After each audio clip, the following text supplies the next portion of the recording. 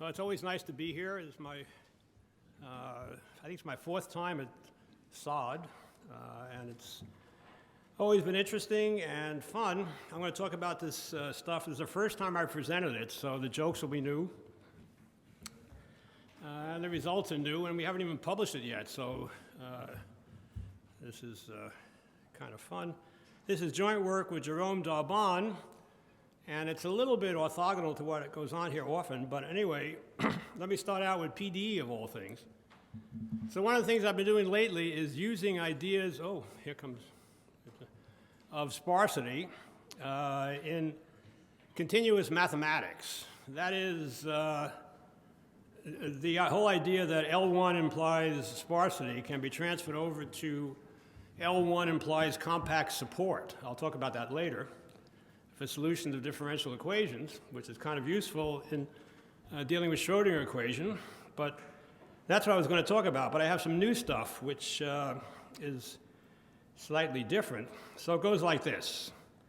So hang in there. If you're not a PDE guy, I'll try to motivate it with control theory very soon. We're going to solve a differential equation. Not too many people are going to say that today, but anyway, I am. Which is phi t plus h of grad phi equals 0. And think about computing distance to a surface, for example, or to a set. Think about marching off in space and trying to figure out how close you were to something. In that case, h would be the L2 norm of the gradient. So the differential equation we're going to solve looks like this. J and H are convex. This is an initial value problem.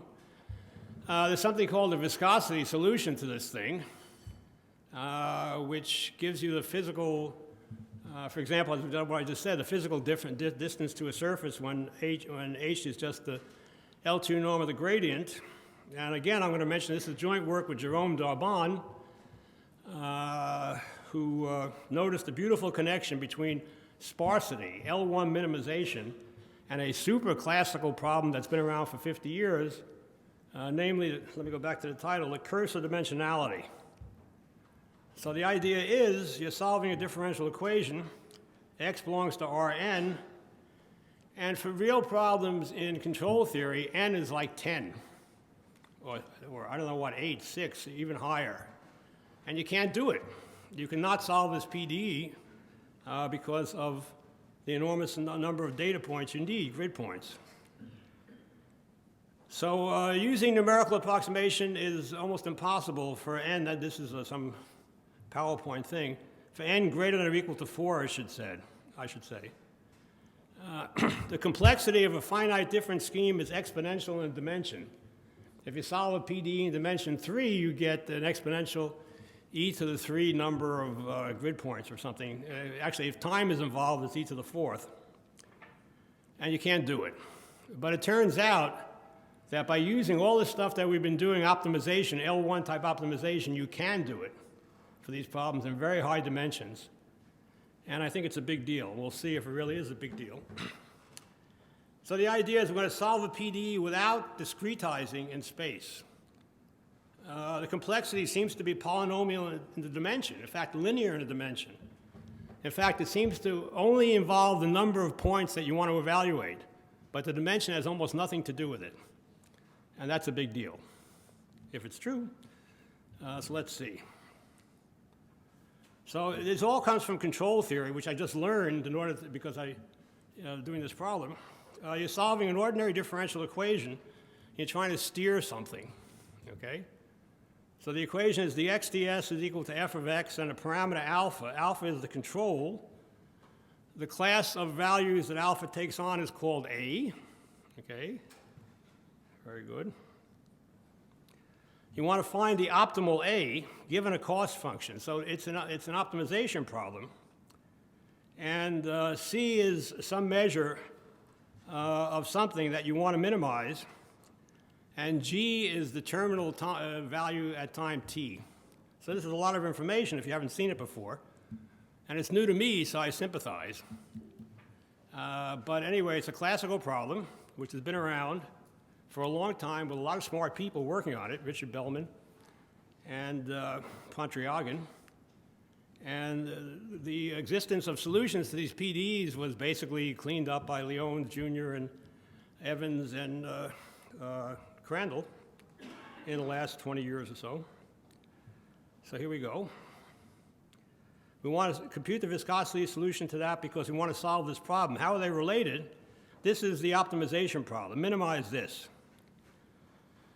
So it turns out, incredibly, I mean, again, this is so new to me that I'm still astounded by it, that the solution you're looking for, the value function that you want to minimize, its value is the solution to a crazy PDE, not so crazy, which looks like this. Okay, so look at it. It's a convex function of grad u is what it is, and you have terminal values at time t, and you want it, so it's as simple as that. You want to solve that partial differential equation. But keep in mind that x can be 6, 7, 8, or 10, or even more in problems of interest. So people have done all kinds of interesting and crazy things where they've solved lower dimensional problems by projecting onto, by getting sections of this stuff. And the standard way of solving PDEs, as many of you know, is you write a discrete approximation and you march forward in time, and you cannot do this for 4 dimensions. Maybe you can barely, but certainly not higher. Okay. So here we go. So typically, n is large. Alpha, which is the A, which is the set of controls, belongs to Rm, and a Hamiltonian is this thing over here. Minimize over A, that thing. Well, the first thing you notice, or at least the first thing I notice, is that this is homogeneous of degree 1. It's a Hamiltonian, which looks like, for example, if gamma were 1, that would be phi t plus the absolute value of grad phi equals 0. That's computing distance, marching off distance to a surface. If this was the L1 norm, which is admissible, it would be Dijkstra's algorithm. It's computing the Manhattan distance. Okay? So maybe some of you know about Dijkstra's algorithm, and there's fast ways of doing it. But I think we're going to trivialize all that using this stuff. Okay. So you get Hamiltonians like that, homogeneous degree 1. If f is, for example, alpha is, f is alpha, and the function r is the indicator function of a convex set. And that's often the case. So alpha is less than or equal to 1 or something like that in some norm. The controls lie in a sphere or in some convex set. When that happens, the Hamiltonian, let me see, where are we? The Hamiltonian looks like this. It looks like something which is homogeneous, which is the L2 norm of Q times something homogeneous degree 1. And that smells like compressed sensing in some crazy way. If, for example, one possibility is that gamma is the L1 norm of Q divided by the L2 norm of Q, out comes L1. So by God, you're doing L1 minimization, you will see. And that's the link between what this stuff has to do with sparsity and so on. Okay? So that's what it looks like. As I said. These problems, for example, arise in reachability. Claire Tomlin at Berkeley used the level set method to solve them, which is cute, very nice, great stuff, but she couldn't do I love the level set method for obvious reasons. But you can't do a dimension higher than 3, really. And so people do clever stuff to sort of reduce the dimension, but we can do it. So here's the deal, which if you're not familiar with, is an incredible formula due to Hopf, which tells you what phi is, and it's an optimization problem. And this happens only in special cases, but they're very interesting special cases, when the Hamiltonian does not depend explicitly on x or t, but just depends on the gradient. However, we can do x and t. I just haven't done it yet in many cases, if the constraints are, if the controls are linear. Anyway, so here's the deal. This is the solution to that PDE, would you believe? It's the minimum of that thing.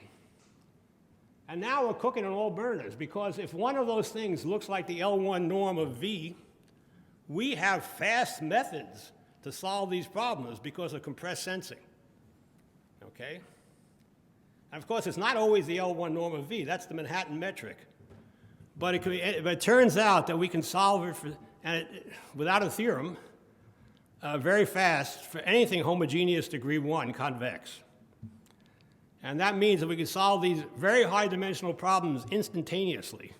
I'll show you results with 10 million points in a second in any number of dimensions you like. Okay? So here's the minimization problem we're talking about. Phi is the minimum over V of the dual, which makes it convex, of the initial value. H is the Hamiltonian, and that's the inner product. And this is an old result due to Hopf and Lax. Lax did it in 1D. The Hopf formula requires only that J be convex, but we want H to be convex also, the Hamiltonian. We're going to get away from that. H convex means it's a control theory problem. Non-convex means it's a differential game problem. So again, this is in the literature for a long, long time, since the late 50s. And the term cursive dimensionality was originated by Richard Bellman, according to what I read, in 1959, when he dealt with this problem. Okay. It turns out that this optimization that you see before you looks a lot like, and this is Jerome's observation, Darban, it looks a lot like something we do every day around here. Minimize the L1 norm of U plus a constant times AV minus B squared. Okay? Not exactly, but it smells a lot like it. And very fast methods have been developed for this problem, because of compressed sensing. And it turns out to be, it's related to, as I said before, to Dijkstra's algorithm, choosing H to be the L1 norm of the gradient. That's a special case. So we go in there with a wing and a prayer. We have very fast methods in a special case when it's L1. The question is it really fast even when it's some other convex function, homogeneous degree 1? And the answer seems to be yes. Now, first of all, we haven't even got a theorem that says it's fast for L1. But we know it is from experiment, right? The L1 optimization using what I call Bregman, which is ADMM, or primal dual, gives you sensationally fast results. And the same thing happens here. Except there's a couple of things you have to do because you're not dealing with L1. And in particular, one of the things I'm going to do is show you how to project the point onto a convex set in high dimensions really fast. That's a new result, which we need. And so I'll get to that soon. Okay. So here we go. This comes from old stuff. So it's just a question of solving this blasted optimization problem. I'll try to be as untechnical as possible, but I'll give you the motivation. And of course, the way to solve these problems is using splitting, where you reduce things to L2 type stuff, which you can invert, and L1 stuff, which is scalar, which you solve by using shrink. Okay? Except you don't, or soft thresholding, as they say around it. Except it's not going to be L1, it's going to be something else, so we have to fool around a little bit to make it work. So now comes the technical part, and I'll try to water it down. Any questions? I mean, don't be shy. This is maybe a little bit offbeat for this area, but it certainly is high dimensional, solving a problem in high dimensions. Okay, so that's, once again, that's the thing we're going to solve, equation 2. And we're going to use techniques that came up in L1 minimization, and here they are. It's, I call it split Bregman. It's ADMM, I blush to admit, invented by Glowinski and other people a long time ago, but we made a big deal about it because it works brilliantly for L1. Okay? So here we go. So the first step, again, forgive me for the technical stuff, but that's part of the deal. Step 1 is solving this thing which looks almost like a problem which is quadratic in V, almost, not quite, pretty close. That's equation 4. Equation 5, if gamma were 1, and that was the L1 norm, that would be the shrink operator, something we do daily in this business, or constantly. And the third thing is just adding an update. Okay, so again, I'm trying not to be too technical, but I got to get to one point which involves these technicalities. So to solve equation 4, it turns out that you can use Newton's method. And it's super fast. Equation 4 is no problem. Okay. Equation 5 is kind of fun. Okay, now let's again try to have a strong stomach and deal with the equations.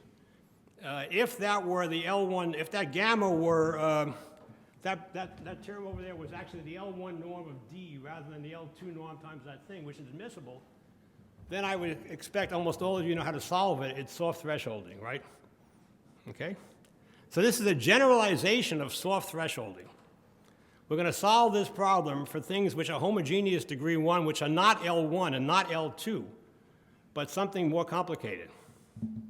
And in so doing, we're going to also find a fast projection onto a convex set, which is, after all, what all this stuff is about in high dimensions. All right? So equation 1 is easy. That's arc 4, whatever it is. Equation 5, note that it could have been shrink, or the L2 shrink or the L1 shrink, which we all know about. All right? But it's not. I mean, it could be. That's a special case. And these are important special cases. As a byproduct of all this, modestly speaking, this is the way to do Dijkstra's algorithm. We can do Dijkstra's algorithm before you finish blinking in very high dimensions now. Okay. So in general, you don't have a simple closed form.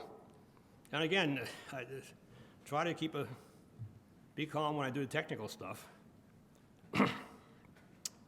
It turns out that if you look at the dual of the problem, and go to equation 8, and just hang in there for a second. What equation 8 basically amounts to is projecting projecting a point into a convex set. That's what it amounts to. Projecting a point into a convex set.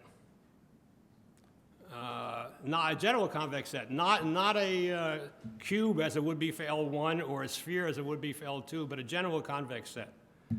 So part of the deal, part of what we're doing is a fast method of doing that. And that, by God, uses the level set method, which brings back synapses I haven't used for a while. Okay. So here, skip all some of this technical crap and you come up with, you want to find the yk plus 1, that's line 5 over there, whatever, you see it, which is the closest to a given point. That's what you want to find. So for example, if it were a sphere, it's very simple. You just project to the boundary of the sphere closest point. Or if it's a cube, it's also easy.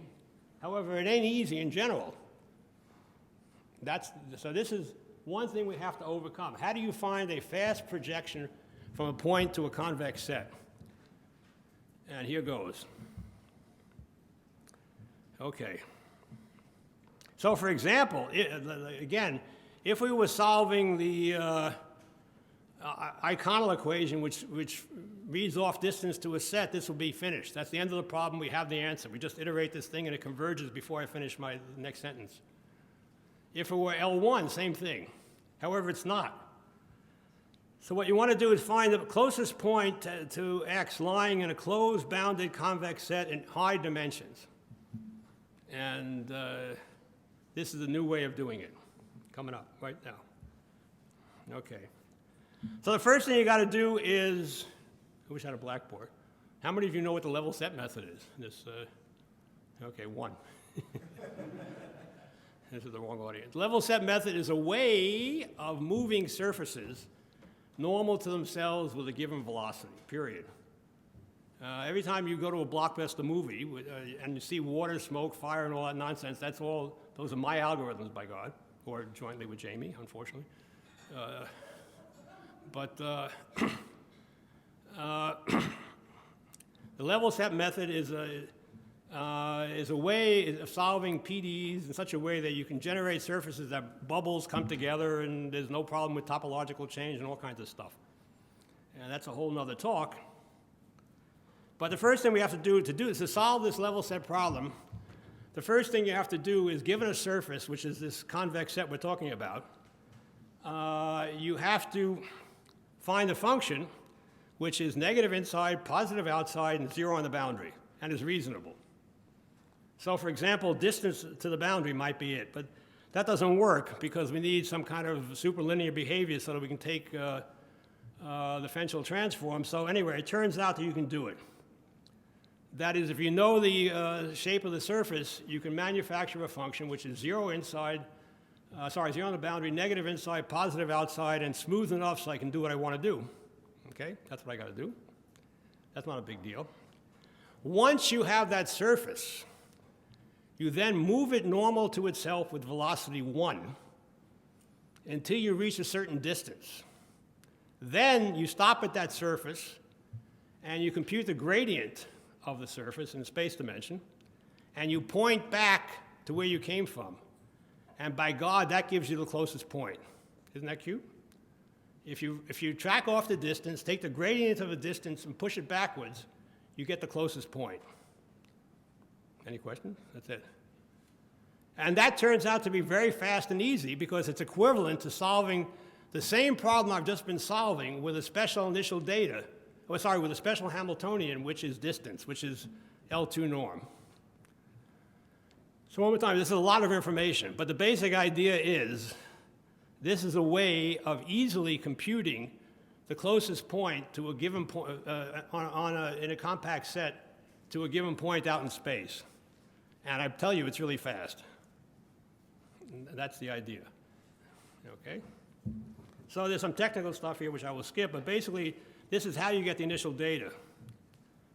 Okay, so here we go. This is developing an efficient method to solve the following problem. Given a convex bounded set, find, and a point which doesn't belong to it, find the closest point to it, the arg-min. We use the dear old level set method, which has paid my bills for years. You find the viscosity solution of the iconal equation. And that's the same kind of equation we were dealing with, exactly, except a special case, which is the easiest special case, namely L2 norm for the Hamiltonian. And then once you get that, you just take the point in question and you subtract off t. There's a little bit of iteration, which I'm skipping, but you have to find the 0 level set of this thing. And then you subtract off the t times the gradient normalized, and that is the closest point. And it turns out that that gradient, in fact, is the arg-min of the function I dealt with in the beginning. That the Hop formula gives you the gradient. So everything comes out, God is with you, actually. Everything comes out exactly right. You don't have to compute gradients by taking derivatives. The arg-min of that function is the gradient. So this is one more time. This is a key point in all this. We have a fast way of computing the closest point on a convex set, in a convex set, to the point outside of it. Once you get that, as I said before, if you solve the original problem, the minimizing vector is the gradient. And that helps a lot. Okay? So again, all this technical nonsense turns out that we solve exactly the same problem we started out with, except the Hamiltonian can be taken to be a very easy one, namely the projection onto the surface, onto a sphere. Okay? So equation 17 is the operative equation. That's the answer. It just takes the point in question and pushes it back to the sphere of radius, whatever you need.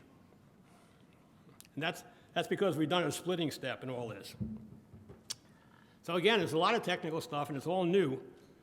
But the key idea is that using L1-ish type ideas, homogeneous degree 1 optimization, you get a super fast algorithm to solve the problem. And one of the steps in the super fast algorithm is computing the distance to a convex set fast.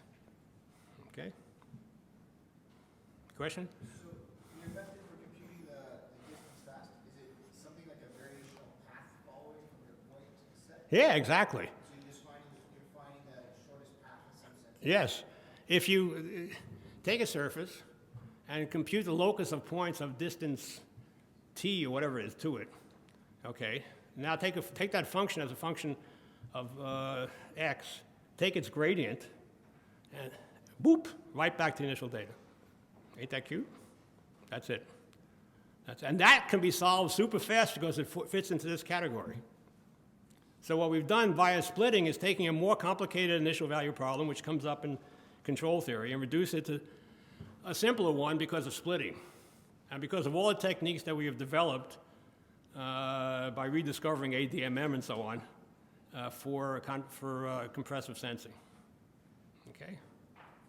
And so what I'm doing, by the way, I should tell you, is only for Hamiltonians which don't depend on x and t. However, we can do x and t, by God. I haven't done it yet. But, and don't you do it.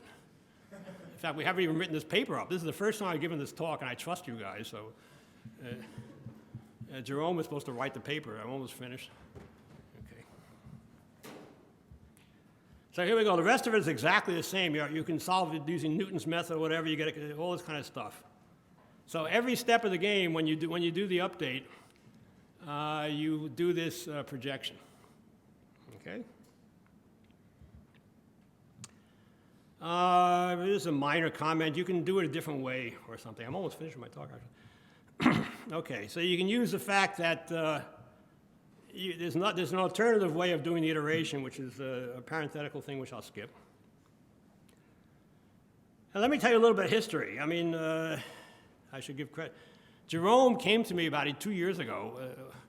He works slowly and methodically with the beautiful observation that there is a link between compressive sensing and the Hopf formula. And of course, my eyeballs turned into dollar signs, and I tried to figure out what he was doing. And he had it slightly backwards. He had switched the order of the initial data and the Hamiltonian, and in some kind of existential way, was solving a really hard problem this way, namely, essentially getting the total variation or L1 flow using these ideas. Now, this is extremely interesting, but nobody cares about it.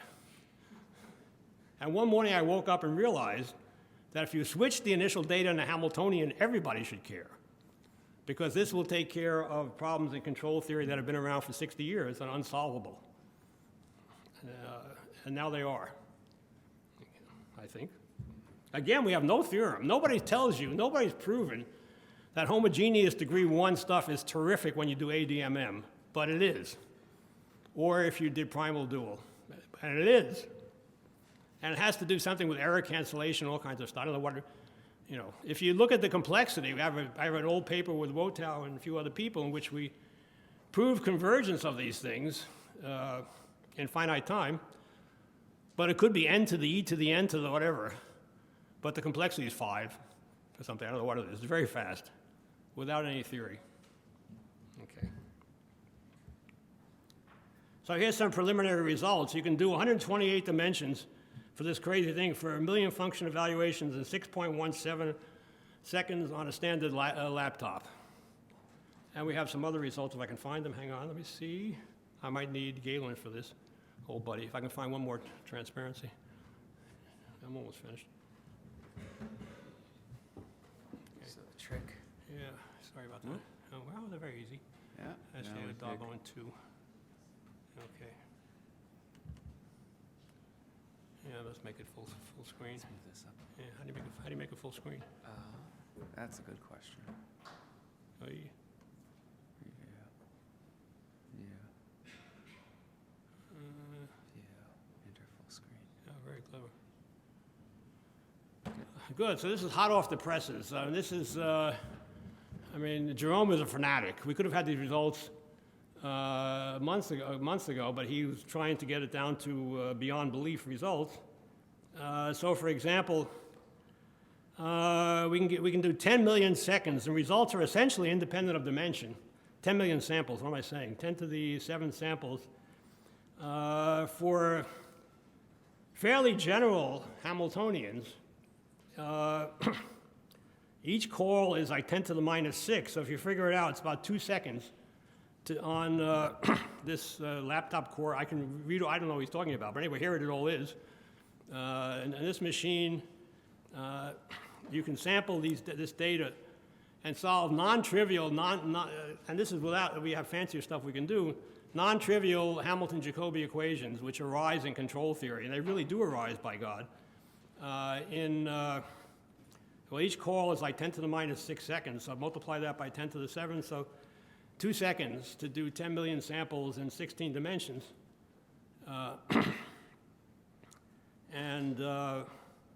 That's basically, I mean, if we did L1, for example, this would be Dijkstra's algorithm. So we can do Dijkstra's algorithm in 16 dimensions where you want to care about in negative time or something. I mean, essentially, you bypass everything that arises in PDE. You just pick an X, you pick a T, by God, you get the answer. You don't have to march in time, you don't have to discretize, you don't have to do any of the things that differential equation people usually do. This just uses optimization to give you fast solutions to classical problems, and that's it. Thanks. Finished. Okay.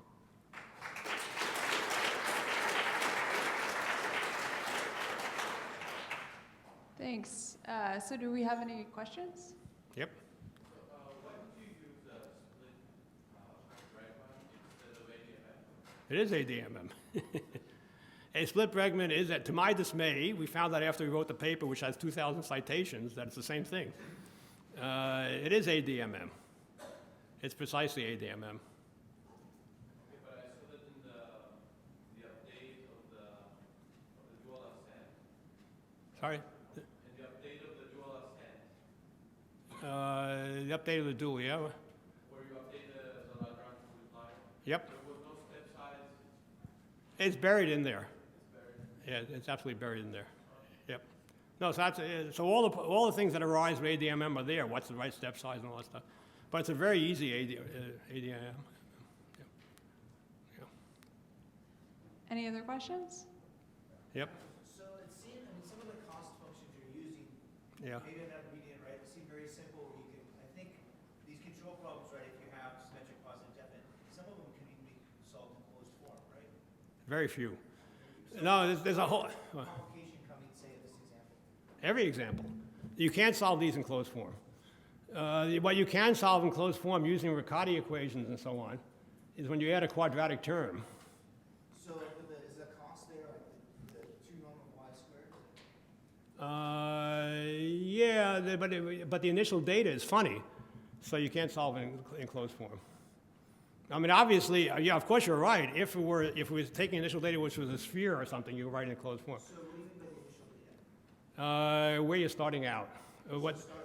G of xt, I think I gave you in the beginning. Yeah. And that has to be much more general than that. That's where the generality comes in. Good point, yeah. I mean, consider distance to a surface. You can write it in closed form, but you got to have the, you have to know the surface to begin with. So it's how you're representing the surface is by cloud points? No, we're representing a surface, and the examples I'm giving, it's more or less an analytic expression you know initially. Yeah. And you read off. There's no points. There's no discretization, no nothing. You feed in the values. You get it. But that's a good question. All right, thanks, Dan. Okay, thank you.